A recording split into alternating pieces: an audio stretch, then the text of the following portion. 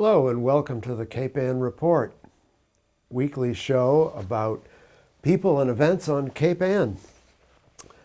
Our guests today are Dick Prouty, who's the co-chair of Town Green 2025, and Nikki Bogan, who is the director of the Cape Ann Farmers Market, right?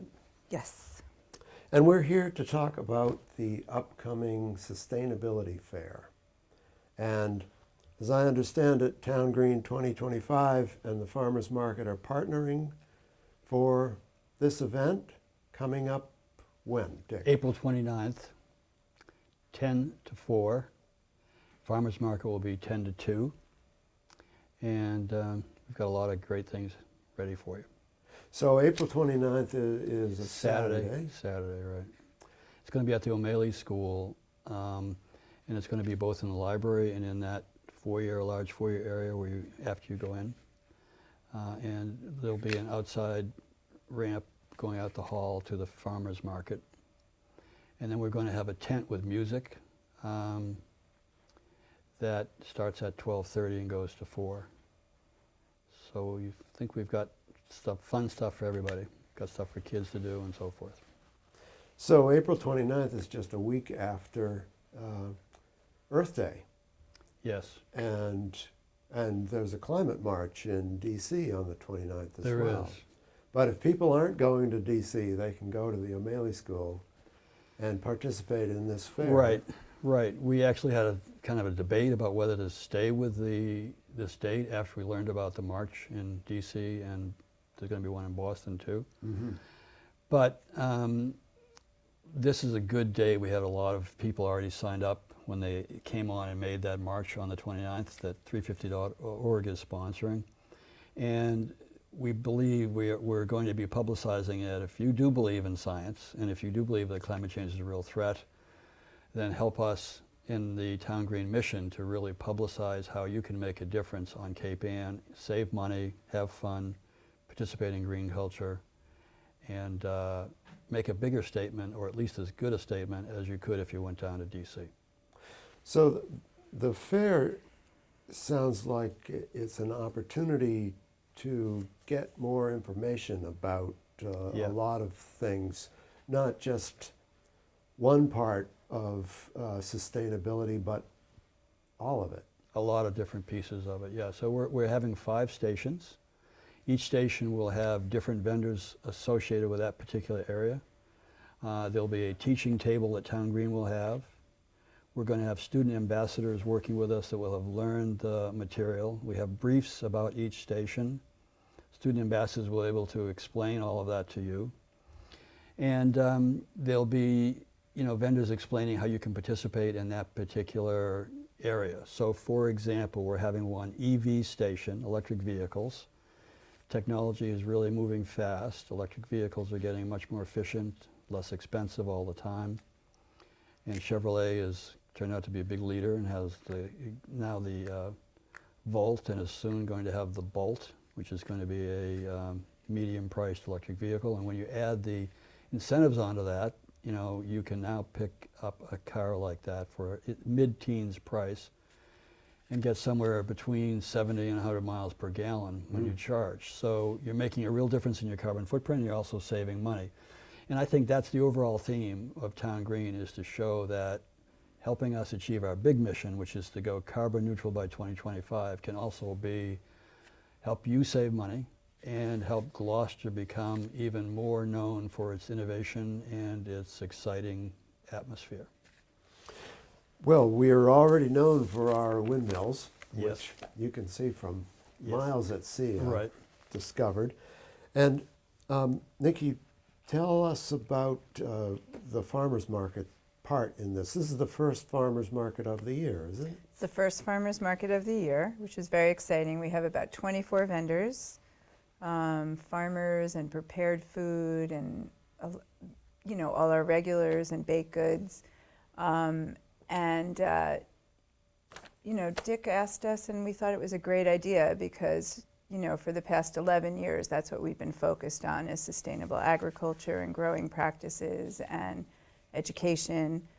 and all of these conversations. So it seemed like a really good fit and a way to see how receptive people would be to having an earlier market in the season.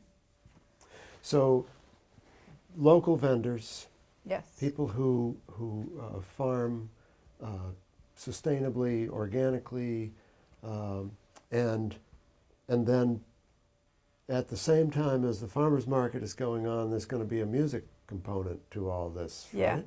Yeah, rockin' music.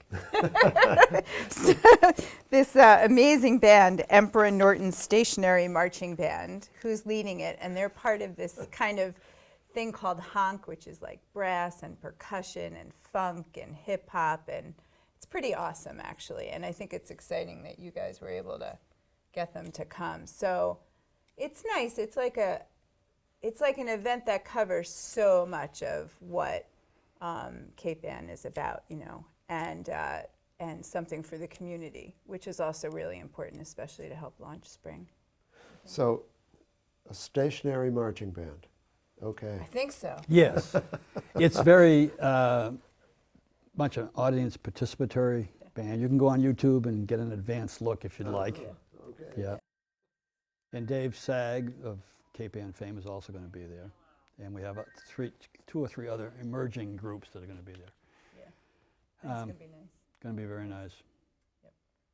So let's talk about, there's the farmers market part, there's the music part, and then inside there's going to be the station with the electric vehicle. Electric vehicles is an EV station.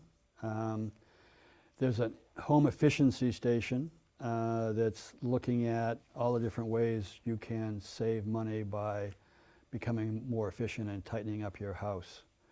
So this is in partnership with the Clean Energy Commission, which has just got a grant from the state and from National Grid to launch a goal of having 1,000 audits done by the end of calendar year 2017.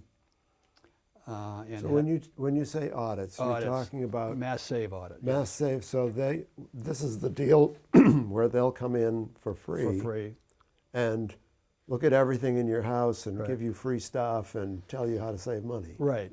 Right now, a certain small proportion of your electric bill goes to pay for this. National Grid turns around that money, which is substantial, and makes grants to foster things like this and pay for mass save to come and do these free audits. And I've had it done, just had a lot of insulation put in, tightened up my windows and doors. Makes a real difference. I definitely am using less energy and less oil. I'm still heating in oil. We're also going to have a local vendor, Morris Heating, which is really promoting the mini split, heat pump solution. So it's electric provided, and you can heat and cool with these mini splits and become much more efficient than hauling up those plug and play coolers in the summertime and then heating with oil. So lots of different things to look at, all of it around understanding how technology is continuing to advance. You can save money and live greener. And then another one about recycling and reuse. Yes, we've got a whole, reduce, reuse, and recycle. So the biggest thing is just to reduce. So things like becoming conscious of driving less, carpooling, doing a lot of things in which you can save on your carbon footprint, save money, and become more social by sharing and being part of the collaborative community.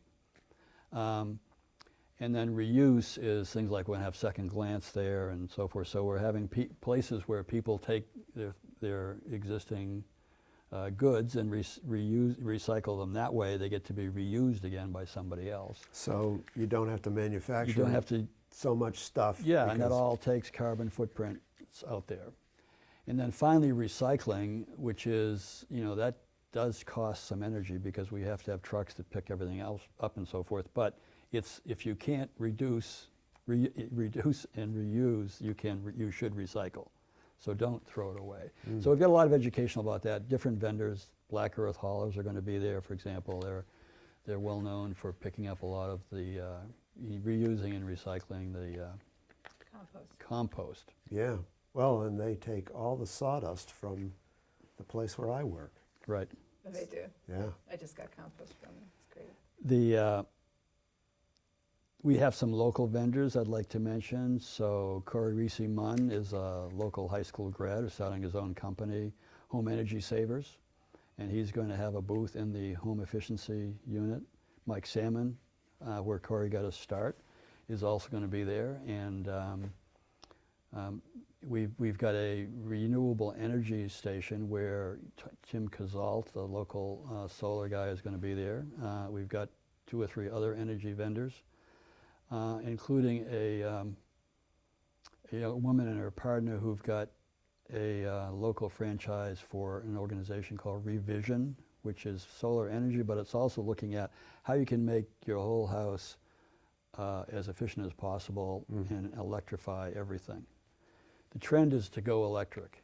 And as we get more and more electricity that's provided by things like our windmills and water power, solar power, eventually, hopefully by 2025, over 50% of Gloucester's national grid regular energy will be clean and renewable. And so if you've already anticipated that and got electric, you're going to be living cleaner and cleaner.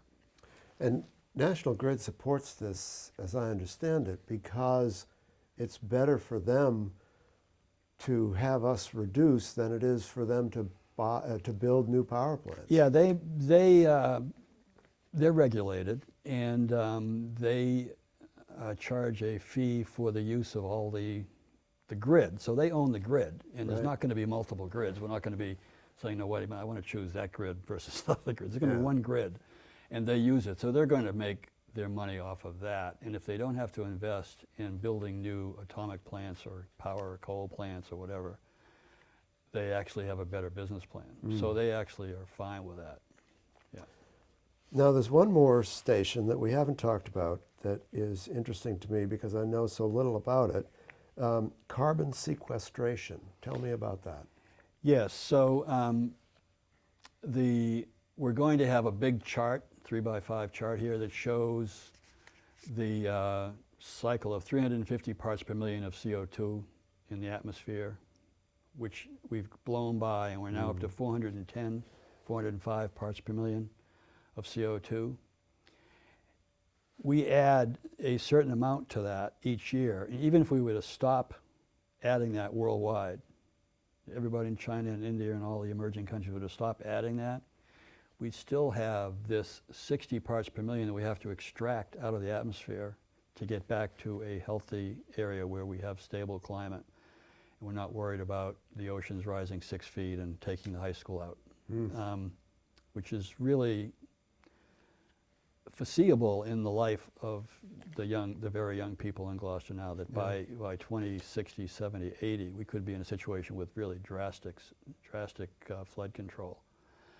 And so the way to do that is to have the tropical reforest, which are really the lungs of the planet, retake the deforested land, which is about 200 million hectares worldwide, all the different Africa, Asia, and Latin America, and reforest them in different ways. And we're going to have a vendor, nonprofit vendor there, whose mission is to spread that word, called Reforest the Tropics, and a local philanthropist is the chairman of the board, Mr. Hintlian, Harry Hintlian. And he'll be at the booth, and everybody can meet Harry. Harry's very happy to talk your ear off about this whole process. Well, I wish we had more time to talk about Yeah. this because it sounds like a terrific opportunity to learn more about how we can all participate in this and also have some fun, get some good food.